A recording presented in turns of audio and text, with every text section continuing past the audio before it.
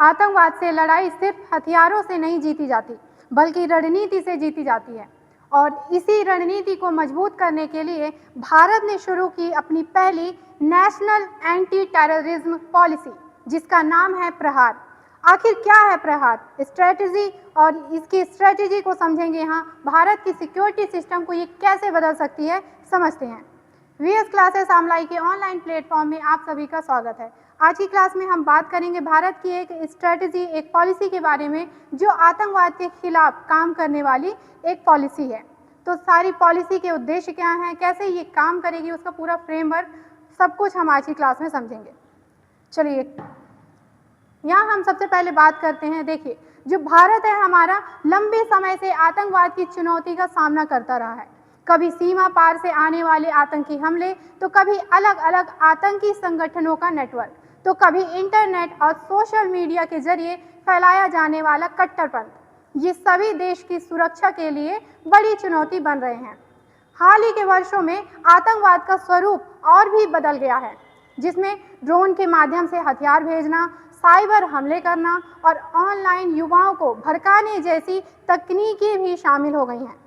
एक और समस्या यह थी कि भारत में कई सुरक्षा और खुफिया एजेंसियां जो आतंकवाद से लड़ने का काम करती हैं, लेकिन कई बार इनके बीच पर्याप्त समन्वय नहीं हो पाता था।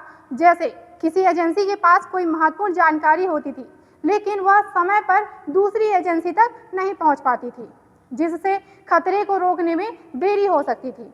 इसी चुनौती को ध्यान में रखते हुए भारत ने एक समग्र और आधुनिक रणनीति की आवश्यकता को महसूस की और इसी दिशा में प्रहार नाम की राष्ट्रीय आतंकवाद रोधी नीति की अवधारणा सामने आई। चीजें क्लियर हो रही हैं आपको यहाँ पे? ठीक है, आगे हम बढ़ते हैं। देखिए, यहाँ पर हम प्रहार के मूल मंत्र की बात करते हैं। ठीक है, प्रहार को भारत की पहली व्यापक राष्ट्रीय आतंकवाद रोधी रणनीति के रूप में देखा जाता है, जिसका मुख्य उद्देश्य है आतंकी गतिविधियों को पहले से पहचान करना, उनके नेटवर्क को कमजोर कर देना और संभावित हमलों को समय रहते रोकना।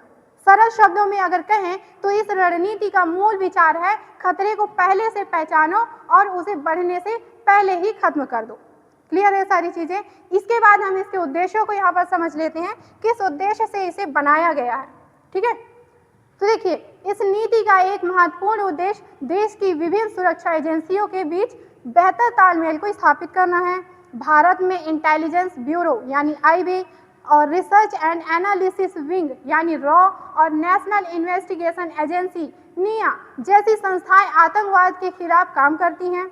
प्रहार जो रणनीति है उसका लक्ष्य है कि इन सभी एजेंसियों के बीच सूचना का तेज और प्रभावी आदान प्रदान हो, ताकि जब भी कभी ऐसी संदिग्ध गतिविधियां होती हैं तो उस पर तुरंत कार्रवाई की जा सके। ठीक है, तो इसके अलावा भी इस नीति में आधुनिक तकनीक के उपयोग पर भी विशेष जोर दिए जाने की बात कही गई है, जैसे artificial intelligence, face recognition, data analysis और ड्रोन मॉनिटरिंग, इनकी बात कही गई है। इन तकनीकों का उपयोग करने के लिए बात कही गई है और संभावित खतरों को पहले से इसमें पहचान करके उन्हें रोका जा सके, इस तरह का इसमें प्रक्रिया और प्रावधान बनाए गए हैं। सारी चीजें क्लियर हो रही हैं यहाँ तक? चलिए आगे बढ़ते हैं। इसमें देखिए, प्रहार रणनीति के 3 अभेद स्तंभों की यहाँ पर बात की गई है, मतलब जो मुख्य 3 स्तंभ माने गए हैं वो कौन कौन से हैं? देखिए, पहला है आपका प्रिवेंशन यानी रोकथाम, जिसमें आतंकी गतिविधियों को पहले से ही पहचान कर लिया जाना चाहिए।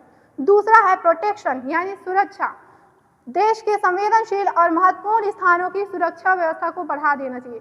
देश में ऐसे बहुत से हमारे जो स्थान है जो संवेदनशील है, जैसे आज के प्राइम मिनिस्टर का हाउस है या दूसरे वैज्ञानिक संस्थान है, जहाँ संशोधन होता है वो संस्थान है, उनकी जो सुरक्षा व्यवस्था है उनको बढ़ा दिया जाना चाहिए।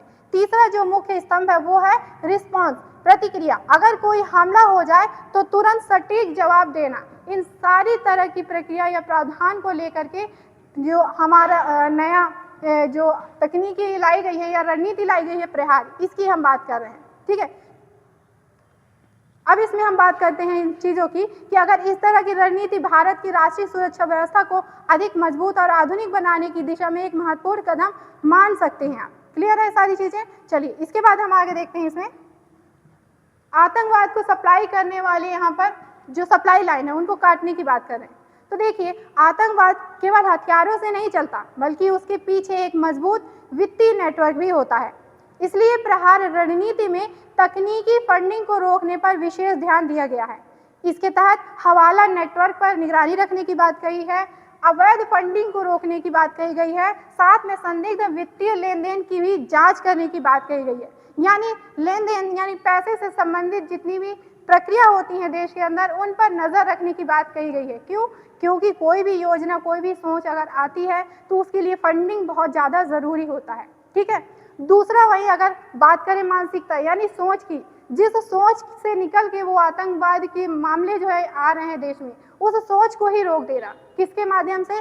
तो सोशल मीडिया पर निगरानी रख करके ये प्रक्रिया की जा सकती है। चरमपंथी कंटेंट की पहचान की जा सकती है जो युवाओं को भ्रामक करते हैं। ठीक है।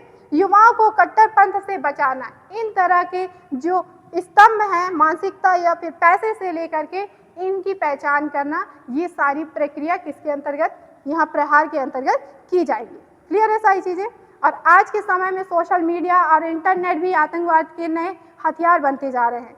आप जान पा रहे होंगे कि हमारा जो इंटरनेट है, जितना ज़्यादा प्रोग्रेस हो चुका है, हम जितना ज़्यादा डिजिटल हो चुके हैं, उसमें साइबर खतरे उतने ही ज़्यादा आने के चांसेस बढ़ चुके हैं। क्लियर है?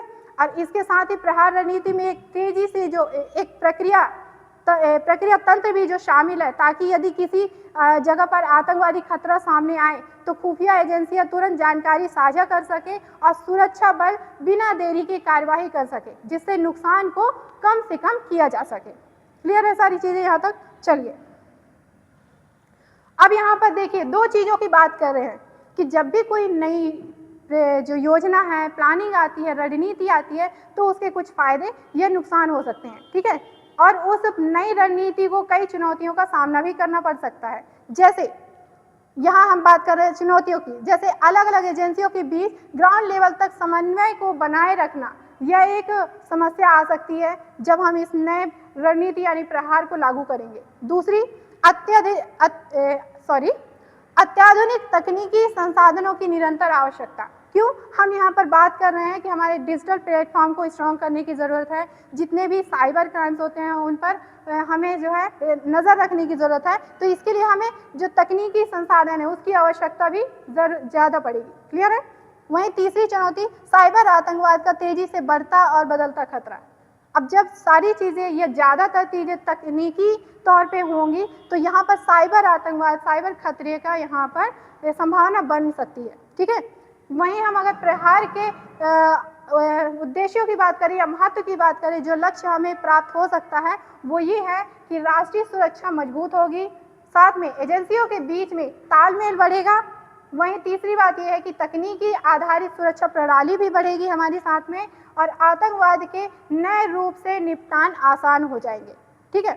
और लास्ट में आपसे यही कहूंगी कि आतंकवाद के बदलते स्वरूप के साथ सुरक्षा रणनीति भी बदलनी जरूरी है। प्रहार सिर्फ एक नीति नहीं है, बल्कि भारत की सुरक्षा को मजबूत करने की दिशा में एक बड़ा कदम है।